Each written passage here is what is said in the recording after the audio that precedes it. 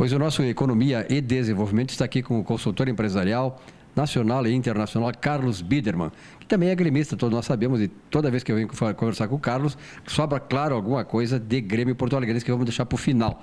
Bom, Carlos, 6 meses completados essa semana de Temer no governo. Nós sabemos, e tivemos aqui logo que o Temer assumiu, que a economia estava destroçada, era preciso muito esforço, muito entendimento, muita negociação para que as coisas comecem a se ajeitar. Qual é a tua impressão desses 6 meses e o que nos reserva para o final do ano e começo do ano que vem? Olha, Silvio, prazer falar contigo de novo. A gente tem feito aqui sempre uma análise muito personalista, vamos dizer assim, muito subjetiva sobre as coisas que estão acontecendo no Brasil. E, de fato, 6 meses do governo Temer, se a gente fosse pensar lá atrás, eu imaginaria que muita coisa tivesse acontecido que ainda não aconteceu.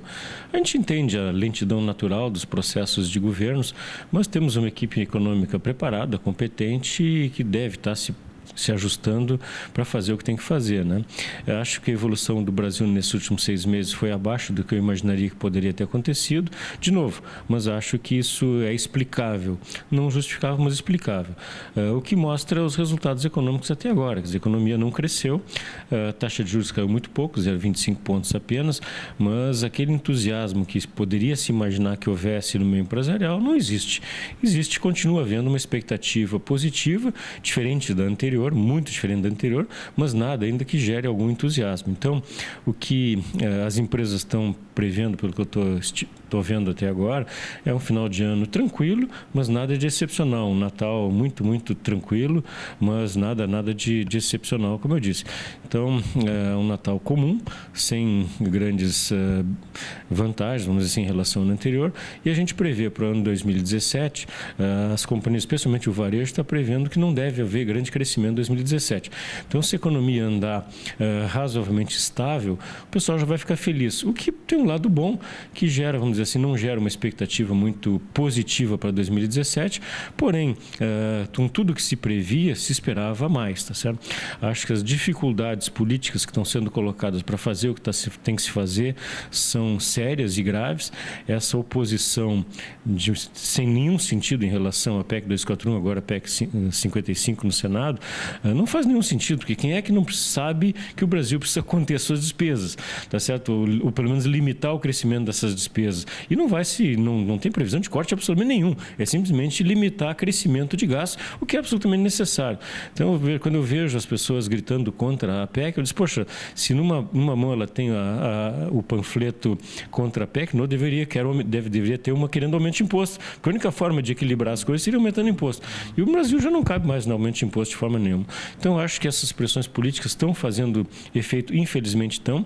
Acho que está faltando ação por parte das autoridades em todos os níveis para reagirem clara e objetivamente contra isso. A questão da Lava Jato não ter se encerrado também é um tema que gera insegurança no país. Ela tem que concluir e fazer as decisões que tem que fazer, vamos dizer, botar na cadeia quem tem que botar, sem dó nem piedade, seja quem for. Então, esse processo todo está levando muito tempo. O que eu não quero dizer é que tem que apressar o encerramento para beneficiar A, B ou C, mas enquanto esse processo não terminar, a insegurança desse processo todo está gerando uma insegurança no meio empresarial também. Então, acho que o Brasil vai emergir dessa situação toda, especialmente a Lava Jato, numa condição muito melhor do que estava, do que entrou. Vai ser bom para o futuro do país, mas tem um sofrimento desse período todo que, aliado a essa transição política, leva a essa incerteza e essa insegurança. Então, quando vamos sair disso, é difícil de dizer, mas acho que a gente vai ter aí um 2017 estável, com algum crescimento, estou sendo otimista, e para partir daí projetar um 2018 melhor ainda, e aí o país entrando nos eixos. E aí tem a grande questão que vai ser as eleições de 2018, né? Acho que, se tu me permites, estou falando demais aqui, mas se tu me permites, acho que esse movimento que aconteceu, que está acontecendo com Dória em São Paulo, com Macri na Argentina, com Trump nos Estados Unidos e algumas outras decisões que têm acontecido, tem mostrado uma mudança no humor e comportamento da sociedade como um todo, e esse movimento vai ser importante nas eleições do Brasil em 2018. Então, diria diria que é um processo absolutamente em aberto e a tendência de ganhar essas eleições alguém que esteja preparado para fazer no Brasil as mudanças que precisa fazer, acho que é muito grande. Não sei quem é, mas eu acho que o ambiente está pronto para isso. E a própria eleição do Marquesan em Porto Alegre, né, apontou nesse sentido, ou seja, as pessoas começam a ver que o governo, o Estado tem que dar resultado. Não adianta, por exemplo, o pessoal está condenando a PEC 241, e quando na verdade de lá para cá, de quantos anos para cá, o que aconteceu, o Estado gastando mais do que devia irresponsavelmente, a saúde está em frangalhos, a economia destroçada, não há emprego. Quer dizer, então, quando se tenta agora colocar o Estado nos eixos e exigir gestão do Estado com o gasto responsável, isso aí acontece. Mas, Carlos, é evidentemente que, além dos 6 meses do Temer, das considerações feitas por ti, claro que existe um evento aí que está mexendo com o mundo, que é a eleição do Donald Trump nos Estados Unidos. Do ponto de vista empresarial, do ponto de vista geopolítico, da economia internacional, quais as principais consequências, inclusive para nós brasileiros? Olha, é muito difícil prever ainda, porque a gente sabe uma coisa é o discurso pré-eleitoral, depois é a ação efetiva. Já a ação como presidente eleito já mudou, certamente como presidente mandatado e iniciando seu mandato a partir de 21 de janeiro do ano que vem, vai ser diferente ainda, né? Eu acho que a percepção do americano médio, aquele que quer trabalhar, não está preocupado se o sujeito disse A, B ou C, que disse uma bobagem em relação às mulheres, que disse uma bobagem em relação aos gays, enfim, acho que isso não interessa mais. A sociedade está pouco preocupada com isso. A sociedade quer alguém que produza resultados.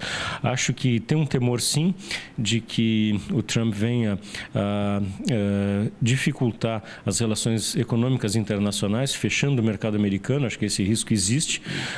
Porém, essas relações já estão tão estruturadas, especialmente a relação Estados Unidos-China, não só na questão comercial, mas na questão financeira. Hoje, quem financia o déficit americano são os chineses. Então, como é que vai se mexer nessas relações? Até porque as questões estruturais, vamos dizer assim, da Constituição americana, o Congresso americano tem uma posição muito forte em relação a esse tipo de coisa e não é um presidente que pode mexer rapidamente nessas situações. Então, acho que pode haver uma restrição nesse aspecto, porém, acho que o encaminhamento, ou a ruptura do processo que se vinha dito dos democratas, mas que na verdade era socialista, é muito positivo. Ou seja, interromper o processo de socialismo dentro dos Estados Unidos que havia, com benesses, com Obamacare, com vantagens aqui e ali, com minorias sendo beneficiadas por essa ou aquela vantagem. Eu acho que isso é muito positivo, ou seja, priorizar o mercado.